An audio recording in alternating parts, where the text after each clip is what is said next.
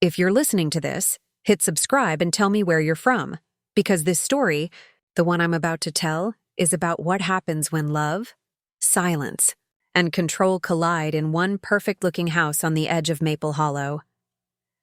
My name is Margaret Holloway, but everyone calls me Maggie. I'm 70 years old, retired schoolteacher, widow for nearly 6 years now. I've always believed that families are like quilts. Some stitches hold, others tear, but if you keep patching long enough, you can keep them warm. That was before I found my granddaughter Lily sitting on the back porch in the snow, her little fingers blue from cold, locked outside by her own mother. It was Christmas Eve. Part 1. The Perfect Picture. 2 hours earlier, I'd pulled up to my son's home, the big white colonial at the end of Birch Lane. My car was packed tight with gifts, pies, and the homemade cranberry jam Lily always begged for. The house looked like a painting, twinkling lights, manicured wreaths, and a life so neat it almost hurt to look at.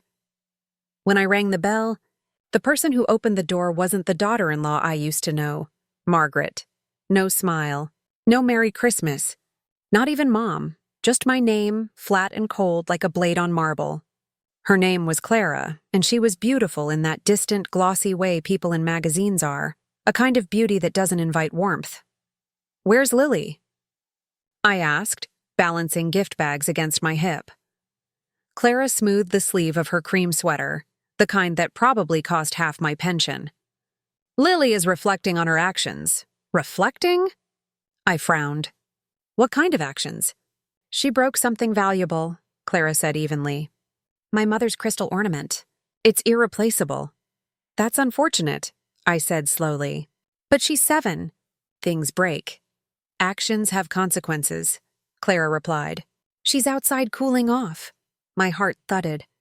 "Outside? Clara, it's 29 degrees. "She has her coat," Clara said, turning away. "She can come back in when she's ready to apologize sincerely." Part 2. The Snow Child. I found Lily huddled on the back porch, her little body shaking, snowflakes caught in her dark hair. The yard looked peaceful, the kind of quiet that makes people think everything is fine. But Lily's eyes told a different story. "Grandma Maggie," she whispered, her voice hoarse. "Mommy says I'm not sorry enough yet." I dropped to my knees and wrapped her in my arms. "Oh, sweetheart, you don't have to earn forgiveness. You're already forgiven." She trembled harder. "Mommy said I have to learn control. That good girls don't cry." That sentence punched the air out of me. When I carried her inside, Clara was standing by the kitchen counter arranging an hors d'oeuvre tray, unbothered, like none of this was happening. My son Michael sat nearby, eyes glued to his phone, the same way he used to stare at his homework when he was afraid of disappointing me. "Michael," I said, "your daughter has been outside for hours." He looked up, guilt flickering in his eyes. "Clara's handling it, Mom." "Handling it?" My voice shook. "She's 7 years old and she's freezing." Clara didn't even flinch. "Margaret, I'd appreciate it if you didn't interfere. Discipline requires consistency." "Discipline?" I snapped. "That's not discipline. That's cruelty." Clara's smile was small, precise, and utterly devoid of soul. And indulgence breeds chaos. Part 3. Cracks in the Ice. That night, after I warmed Lily up and tucked her into bed, I sat alone in the guest room, listening to the hollow silence of a too-perfect home. Every clock tick felt like a warning. In the morning, I watched Clara orchestrate Christmas morning like a stage play. Every gift opened on cue, every scrap of wrapping paper immediately folded and disposed of. Lily didn't smile once. When Clara left the room, I whispered, "Sweetheart, what would you like for breakfast?" Lily looked terrified to answer. "Whatever Mommy makes. Do you like pancakes?" She hesitated. "Mommy says syrup is bad for my brain." That's when I realized this wasn't about one broken ornament. Clara had been breaking Lily for years. Part 4. The Folder. That afternoon, while Clara was upstairs and Michael was distracted, I went into Clara's home office. Everything was arranged with terrifying precision.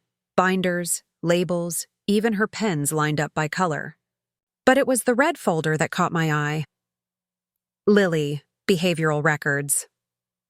Inside were pages of notes, written in Clara's tidy handwriting.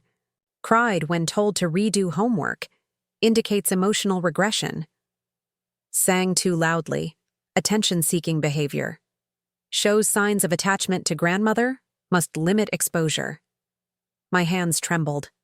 At the bottom of one page, a line was underlined twice. Consider full behavioral reset program by mid-year. A reset program. For a child. Then I heard it. The soft click of heels in the hallway. Maggie, Clara said behind me, voice sweet as poison. What are you doing in my private space? I turned, folder still open in my hands. Looking for the truth. Her eyes hardened. You shouldn't have done that. Neither should you, I said. You're destroying that little girl. Clara stepped closer, her perfume sharp and suffocating. You have no idea what Lily was like before me. She screamed, she lied. She hit her father. She was 3, Clara. Exactly, Clara said coolly. That's when you start molding them. Before they realize they have choices, the words made my blood run cold. You don't mold children, I said. You love them. Love is overrated, she said simply. Control works better. Part 5. The plan Clara had me escorted out of the house that night. Michael didn't even look me in the eye. But she underestimated me. The same way bullies underestimate every quiet old woman who's ever survived worse. The next morning, I began documenting everything. I wrote down dates, times, conversations. I printed copies of the folder's photos from my phone. I called Helen, an old friend who worked in family law. What you're describing is coercive control, she said. Document it all. But be careful. If Clara finds out, she'll cut you off. I'm not losing that child, I said. Not to someone like her. Within days, I found out more. Clara had no degree, no credentials in psychology or education like she'd always claimed. She'd worked briefly for a family consulting service that was later shut down for unethical conditioning programs. My skin crawled. Michael came to see me a week later. His eyes were red. Mom, he said, I think you were right. He showed me emails, messages Clara had sent to online forums, bragging about eliminating emotional dependency in children. She called her methods the hollow way, like she was proud of emptying a child's spirit. Part 6. Breaking the pattern. When Michael finally brought Lily to my house secretly, the little girl flinched at every sudden sound. She wouldn't eat until Michael told her she was allowed. It took nearly an hour before she dared to smile. Grandma, she whispered, can we dance here? Of course we can, I said, turning on the radio. No one here tells you not to be happy, she giggled, a real laugh, bright and full. Michael broke down crying. That night, Clara called furious. You'll regret interfering, Margaret.